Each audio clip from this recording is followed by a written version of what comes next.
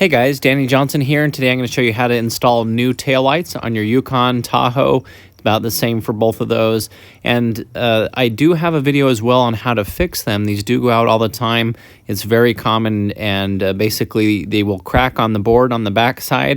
And I have a video showing how to repair that. If you want to, you can solder it. I did solder mine several years ago. You can see this is the little board right where there is the crack in it. And so you just have to solder it back together.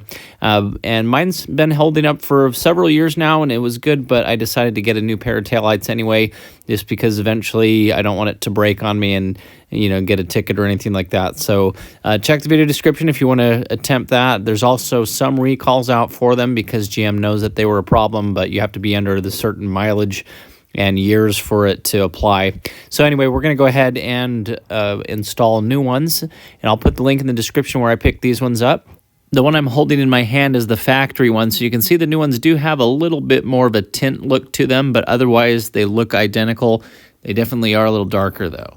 So we're going to first open up the rear hatch here to gain access, and you can see the lights are still working pretty good here. Next, we'll take a screwdriver and we'll just come to this panel. Don't worry about the grommet in the middle. That doesn't come out. We're going to put our screwdriver in here and just gently pry away. And once you get it wedged out, I just run my finger down and it will pop out. There's just a few places where this is pushed directly, and you can see the tabs on the back here, what they look like. Now we need a T15 Torx. So it has to be a Torx. You don't want to strip this out. And there's a screw up here at the top, and there's one down here below as well. So we'll take those out. Now on the new harness that comes with the tail light, it's going to be the one that goes all the way down into the bumper. And it's actually very easy to access this. We just come under the vehicle. You don't have to take off any panels or anything like that. It's just right here, so be careful. This is next to the exhaust. Make sure the car has cooled down. And here's our plug right here, and you can follow it up into the tail light. So make sure you get the right one, and it has a lock on it. Now, something I like to do is get some Windex and spray it onto this harness. And this helps get all the gunk off and lubricate it so that the harness will separate. And so now there's the red tab here that you can push down on, but it breaks pretty easy. So I like taking a screwdriver and coming from the back and pushing down in there, and you can see it kind of move that tab out a little bit. Now we can come through here and pull the locking tab off. And this locking tab's on the side that we're replacing anyway, so it's not that big of a deal. But now you can pinch on this and separate it, and it took quite some work to do that. And so eventually I was able to get this separated with some pliers. It can be kind of tight. So now we can make sure that those screws are out all the way and pull this tail light directly towards us. And then we just take the harness here and pull it up through the bumper.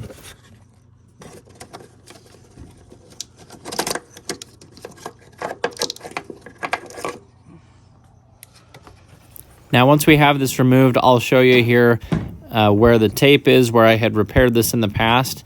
And it was still doing really well on this one. You can see the solder marks here where we just reinforced it. And so this is what it'll look like when it has been repaired. And it's just something I wanted to go ahead and get a new pair of taillights, but it was still holding up pretty good. So check the video description. I can show you what I did in order to fix this, and it's a good alternative to save some money. Okay, so we'll go ahead and feed our new harness through here and just work it down in there so it all gets in there. It's not getting bunched up and crushed. Make sure you pull up some of this plastic sheeting as well so that it's not impossible to get off once the taillight's in. Then we'll just line it up. You'll see the two tabs just like the way that we removed it. This one did take a little persuasion to kind of get it in there. It almost made a small pop sound when it went into place. So you might have to muscle it in there a little bit. And then we just removed our sheeting here. Now from underneath the vehicle, we're just plugging it back in. And you see the little nub there is the part that goes to where the lock is. So we just push it together and you'll hear a click when it goes into place. Now push that lock back into place. And then this has that little slot that the little clip was holding on. So you can put it back on here, just line it up and slide it. You don't want it drooping down onto the hot exhaust, so you do want to make sure that this is okay. Maybe even zip tie it in there a little bit more if you want. Now we're just putting our T15 screws back in. And next we bring in our cover plate, and on this plate it just has those tabs that are sticking straight out. So it's good to come in from the top here and go underneath the strut first and line it up. It did have a little trouble lining up compared to the factory one, but I was able to get it to go into place eventually, just kind of work it in there. So just make sure that that goes in nice and flush and looks good there. So now we're pretty much done. We'll go ahead and close this. Got our nice turn signals there, and that's how easy it is. It's the same process for the driver's side as well, and so this is what it looks like. Now I did get a look at these before. I did the driver's side first, and so here's the driver's side, and you can see it does look a lot brighter than the factory one. They look similar, and the design is good. It's exactly the same. It even has the nice little running light on the side, so I was really happy about that because I really did like the way that these taillights look. So that was my only real observation of the two. And so here they are both working now together with both being new. And it did come with this little piece back in there that I didn't have to use, but if you needed one, then it does give you that as well.